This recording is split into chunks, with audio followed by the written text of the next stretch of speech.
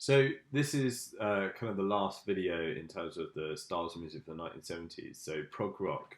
So prog has kind of gone through a bit of a revival in the last kind of decade or so with bands like Dream Theater and things like that. But it's massive kind of introductory sort of heyday was the 1970s, really, and particularly one of the bands I want to look at and get you to listen to if you're interested in this is Emerson, Lake and Palmer. So I put here very Keith Emerson from ELP. So ELP stands for Emerson, Lake and Palmer. Just the names of the musicians in the band. It was a three-piece, and their early material is just massively influential. Part of what we're going to do is kind of based off.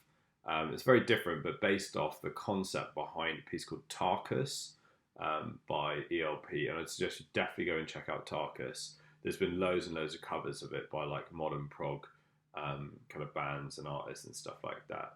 So one of the most, the biggest thing to kind of get start with is irregular time signatures. So an irregular time signature is basically something that can't be divided by 2 or 3. So something like 5/8 or 7/8 or 11/8 or 13/8. And there's a video here you could go and watch to kind of like go through what all that means. But hopefully if you're coming to this, you probably already have an idea what that stuff means. And I think to start with, if you were just told like you got to play in 7 time or 11, you'd be freaked out. You'd be like, how do I even do that? So a really good way to approach this to begin with is to think about 2s and 3s, because everyone can count to 2 or 3, right? So 7/8, a really good way of doing that is, for instance, maybe a group of 3 and then a group of 2 and then another group of 2. So it's like 3, 2, 2. So if you count it, it'd be like 1, 2, 3, 1, 2, 1, 2, 1, 2, 3, 1, 2, 1, 2, 1, 2, 3, 1, 2, 1, 2. And it gives you that kind of nice pulse, that rhythm.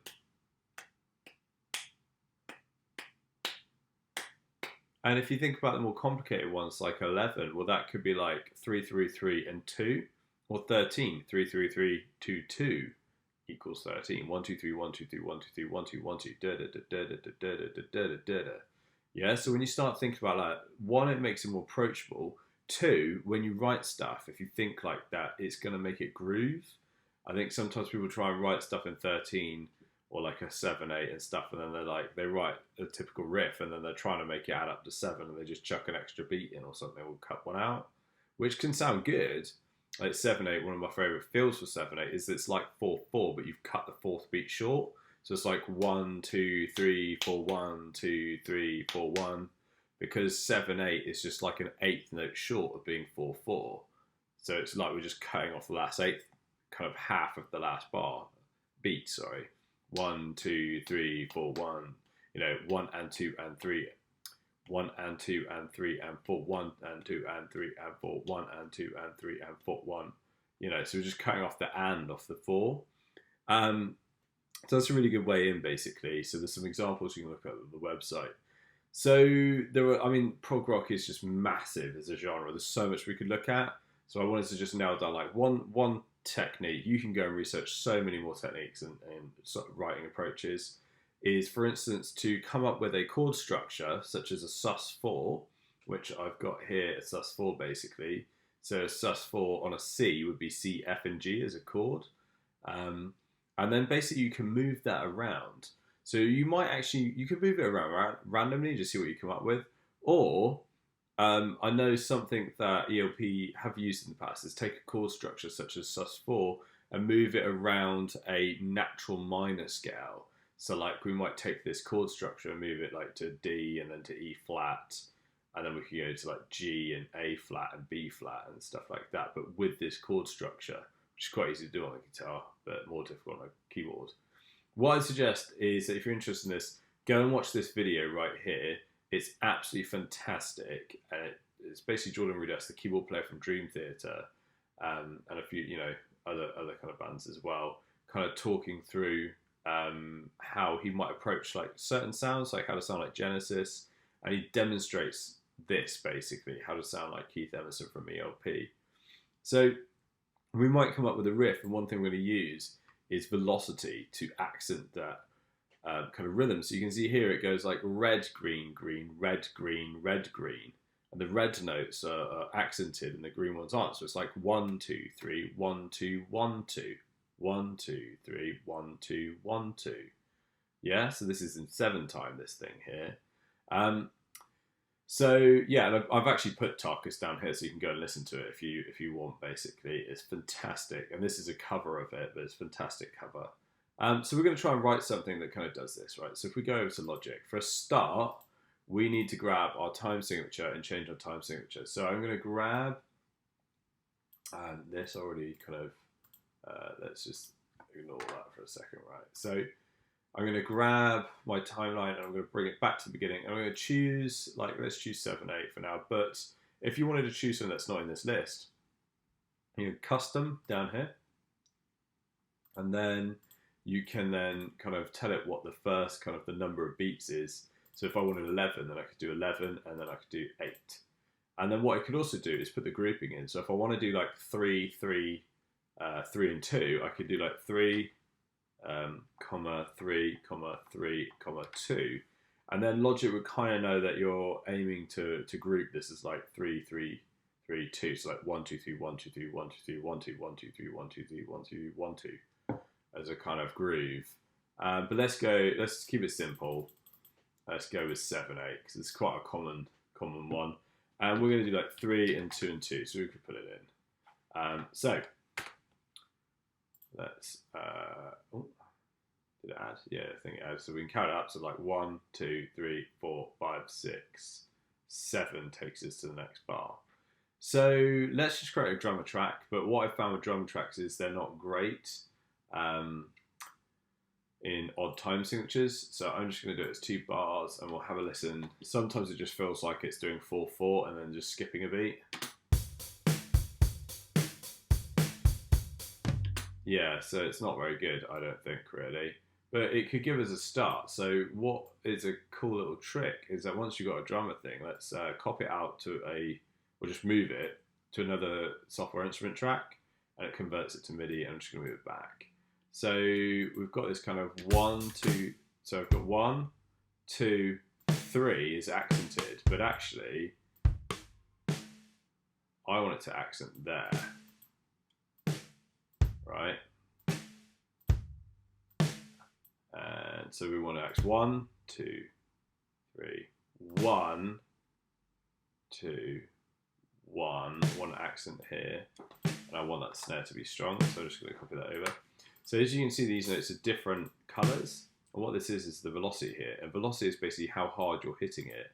It's not. It is also volume, but it's not just volume. It's like how hard it's hitting, and some of these sampler instruments will play different samples depending on where you set this, because like if you hit a snare lightly compared to really hard, it actually sounds different tonally. It's not just volume. So let's check out this first one out. So let's just get a snare there, kick there. I'm just messing around with the kick and snare pattern basically. Right, so 1, 2. Oh, sorry, 1, 2, 3. Let's go back to this. So we've got 1, 2, 3. 1, 2, 1, and 2. And I might change this. Yeah, so, and we'll be coming back in there with the kick drum. So I think I'm going to change this. That's the emphasis that we want for our kind of riff, is here. Let's get rid of that. And we could, let's just try it like this. So we've got that on the beat, that's on the beat, and that one.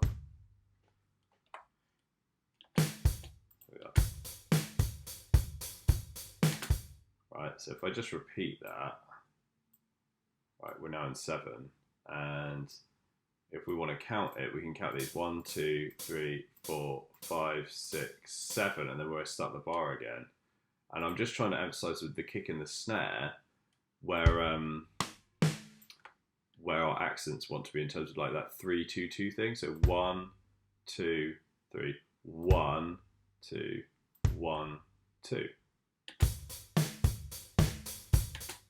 Yeah, so we could go for that, maybe like that. Yeah, that sounds good. So we've got the kind of rhythm going. The next thing is we want to come up with the kind of pattern that we're going to use. So I'm using rock hard organs, and if you saw from the 60s, you found there's a lot of organs used. But what the rock hard one is, it's adding some like distortion to it, which is what Keith Emerson sort of used. He dirtied up his kind of organ to make it sound harsher and gnarlier. So what we're going to do is come up with a pattern based on the kind of sus4 thing. So let's go to C. So if I just put the notes that we're going to use these notes, which are a sus4 chord. So let's just put it for the bar, and you can hear what it sounds like. Yeah, so it has that kind of quality about it, basically. So we're going to make them 8th notes. And we could start like that, you know, but it's a bit boring starting on the kind of root notes. So let's change it around. So I'm going to use my velocity down here to lower these two. So this one's accented over these two, basically. We're going to go like, and then copy just 2 of them, because it's gone 1, 2, 3, and then we want 1, 2. We could do something really simple, just like this. Right? Yeah, so really quite simple sort of thing. We could go down to the octave below. Yeah. Yeah. So we've got that kind of thing. I like the tempo a little bit as well. ELP tended to play quite fast. As fast as I could play it. Right, and then what we're going to do is start throwing this idea around a little bit. So if I extend this out, right, so I'm going to grab the C, is what I want to know where it is. So the 3rd note is a C. I'm going to copy this over here, and I'm going to take this C, and let's go down to a B flat. So I'm going to move it around by natural minor scale. So C natural minor. It's got like all these notes in it, right? So we're going to throw it around there. Yeah, and then we're going to keep going with our idea. So let's grab these. And this time, let's go up to a D maybe. Let's see where it sounds on the side. Yeah, that's quite proggy. And let's copy this again. And remember, the 3rd note is our kind of root note for the thing. We could change the pattern as well. Let's change the pattern on this one. So let's go for maybe a G. Sort of sus4 chord. So those kind of notes. So let's go bring that down there.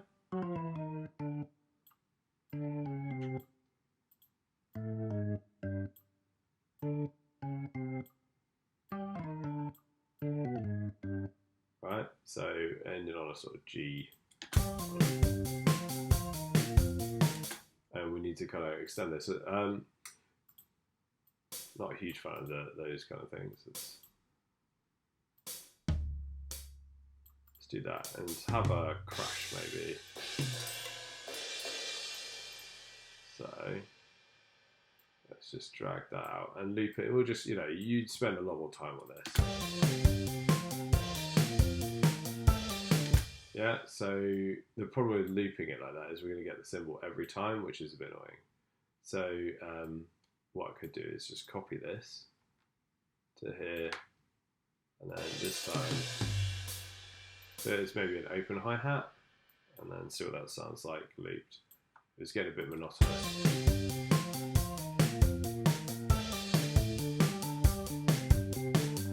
Yeah, so this last one actually, the G doesn't sound very interesting. So let's try F. So I take this whole thing that was based on G. And the interesting thing with this is like it's going B flats and stuff, which is kind of cool.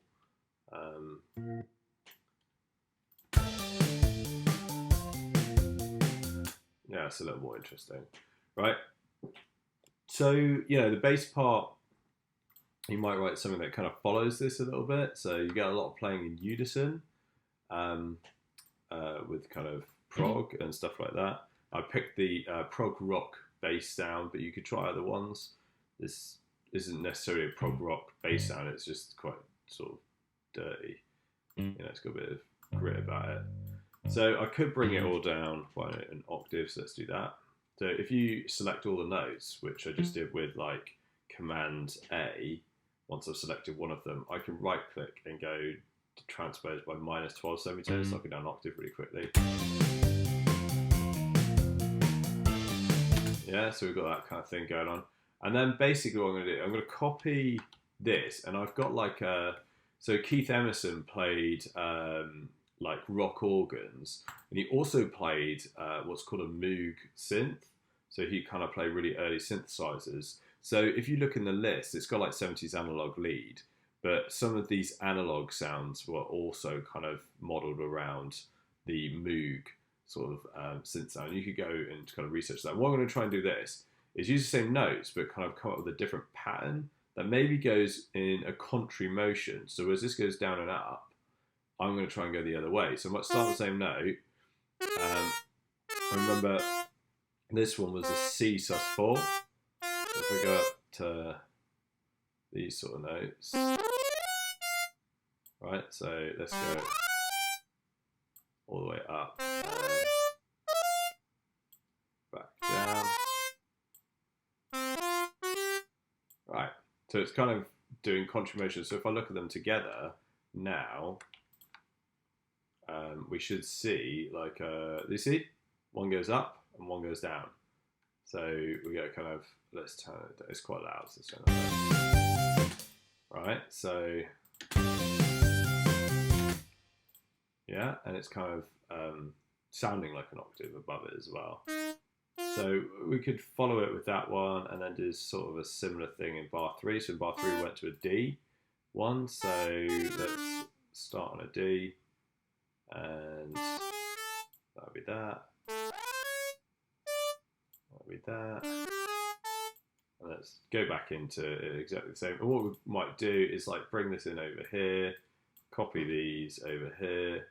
And I mean, this is just the basic idea to get you going, doing something proggy in a irregular time signature, basically.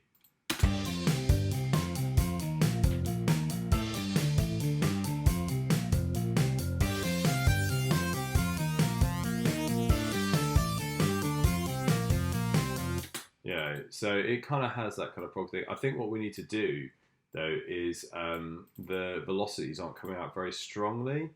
So I would go through and actually change all of these velocities that are the sort of lower ones to be even lower, actually, to be like down, maybe not that low, but maybe just over 60. So if we grab like these, for instance, as well, and take those down,